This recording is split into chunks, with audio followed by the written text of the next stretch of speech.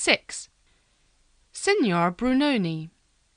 Soon after Mrs. Jameson's party, my father became ill, and I had to go home to Drumble. I stayed there for most of the rest of the year. Then, at the end of November, I received a mysterious letter from Miss Matty. She hoped my father was well, she wrote, and could I tell her if turbans were fashionable? Something so exciting was going to happen. She must have a new cap, and perhaps she was too old to care about such things, but she would very much like a turban. Oh, and would I like to come for a visit next Tuesday? Sea green was her favourite colour. Fortunately, there was a note of explanation at the end. My dear, Signor Brunoni is going to show his wonderful magic at Cranford Assembly Room next Wednesday evening. I was very glad to accept the invitation from my dear Miss Matty, and very anxious to stop her wearing a great turban on her gentle little head. So I bought her a pretty blue cap instead, which disappointed her terribly. She followed me into my bedroom, and I think she was still hoping to find a sea-green turban somewhere inside my cap box. I'm sure you tried, my dear, she said sadly, looking at the cap. It's just like the caps all the ladies in Cranford are wearing. I suppose turbans haven't arrived in Drumble yet. She left the room to welcome Miss Pole and Mrs. Forrester to tea. It was silly to expect anything fashionable from the Drumble shops, I suppose, I heard her tell them. Poor girl, she did her best. But Miss Pole had had an adventure, and was waiting impatiently to describe it. I happened to go into the George Inn today, she began when I entered. My Betty has a cousin who's a maid there, you know, and I thought Betty would like news of her. Well, there was no one around, so I walked up the stairs and into the assembly room, and there I saw that people were getting things ready for tomorrow night. I was just going behind the curtain, by mistake, when a gentleman stepped forward. He asked in very pretty broken English if he could help me. He didn't want me to see behind that curtain, it seemed. So, most politely, he showed me out of the room. Wait! You've not heard all my story yet. As I was going downstairs again, I met Betty's cousin, and she told me that the gentleman was Signor Brunoni. And then it was so strange. I met the same gentleman again on his way up. So Miss Pole had met the conjurer himself. Oh, what questions we asked her! Did he have a beard? Was he young or old? Was he fair or dark? What did he really look like? We talked about magic all evening. Miss Pole did not believe in it. Conjurers' tricks could be learnt from a book, she said. Mrs. Forrester believed in magic, ghosts, everything. Miss Matty was not sure what she believed, and always agreed with the last speaker. The next evening, the four of us met in gentle excitement at the entrance to the George Inn. From there, we went upstairs together to the assembly room. Miss Pole asked a waiter if any of the county families were coming, as they would expect to sit in the front row. When he shook his head, Miss Matty and Mrs. Forrester sat in the front row, where Lady Glenmire and Mrs. Jameson soon joined them. Miss Pole and I sat immediately behind, in the second row. All the shopkeepers sat together at the back, talking and laughing happily. I got rather bored with waiting, and wanted to turn round and look at them, but Miss Pole begged me not to. It was not the correct way to behave, she said. So our group was dull and quiet. Mrs. Jameson fell asleep. Finally, the curtain went up. We saw, at a little table, a fantastic-looking gentleman in Turkish dress, with a long beard and a turban. Miss Matty looked at me. "You see, my dear, People are wearing turbans," she said sadly. But we had no time for more conversation. The Grand Turk rose and said he was Signor Brunoni. "I don't believe him," said Miss Pole loudly. "Signor Brunoni didn't have a beard." This woke Mrs. Jameson.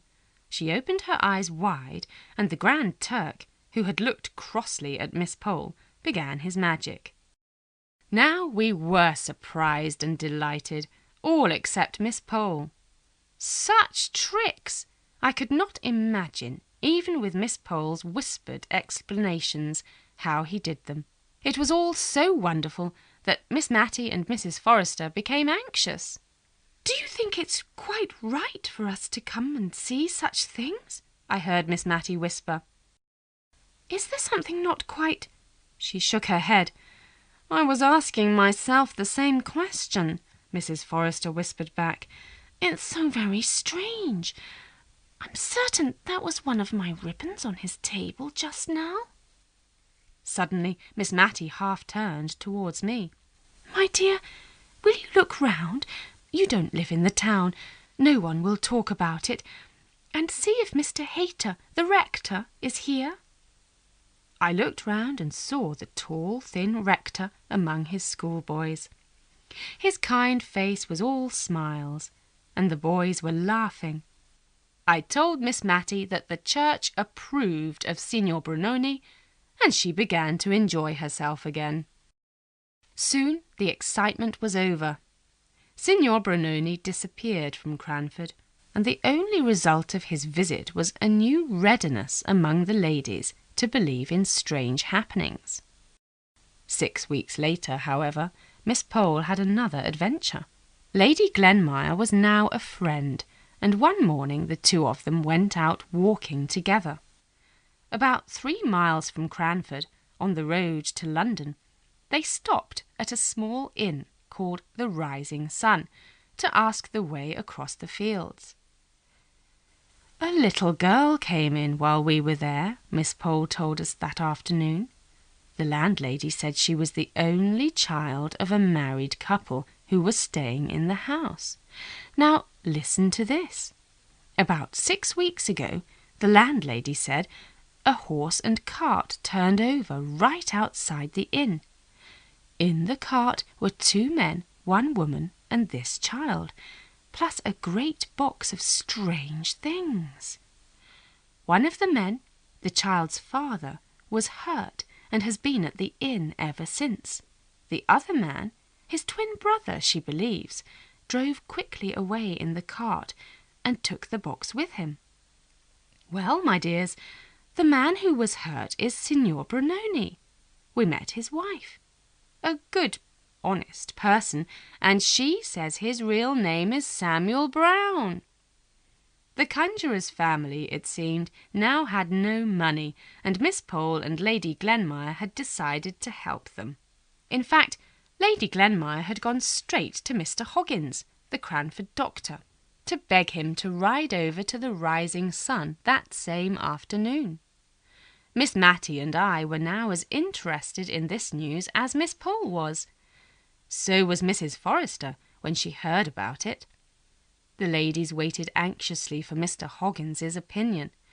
When Mr. Hoggins said that, with care, the conjurer would get better, they brought him to Cranford.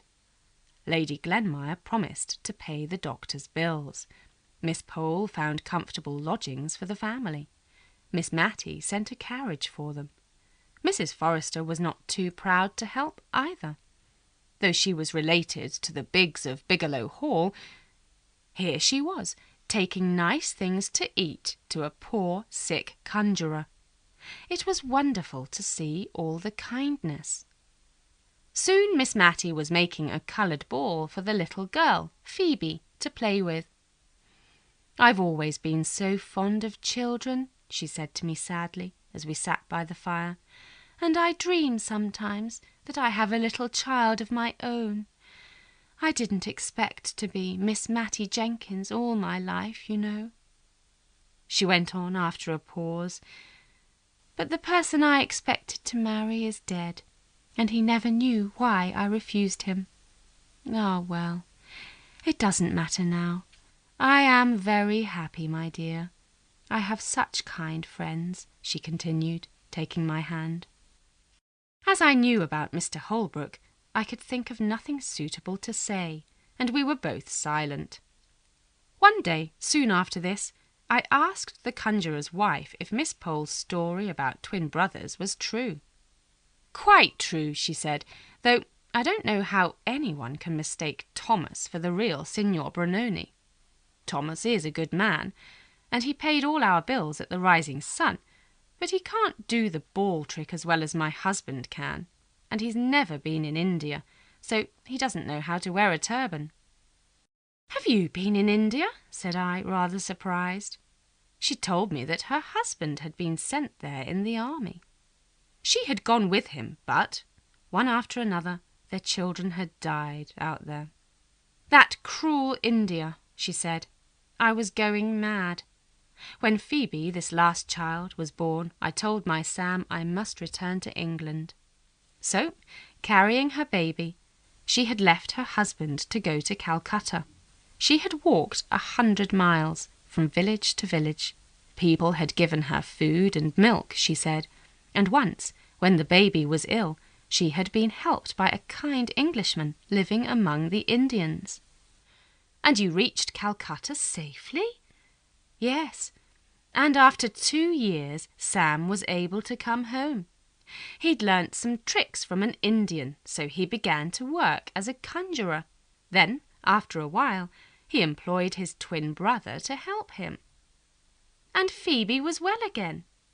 "Yes, that good kind Aga Jenkins at Chandaradabad had helped me to save her." "Jenkins?" said I. "Yes, Jenkins. I'm beginning to think all people with that name are kind. Here in Cranford there's that nice old lady who comes every day to see Phoebe.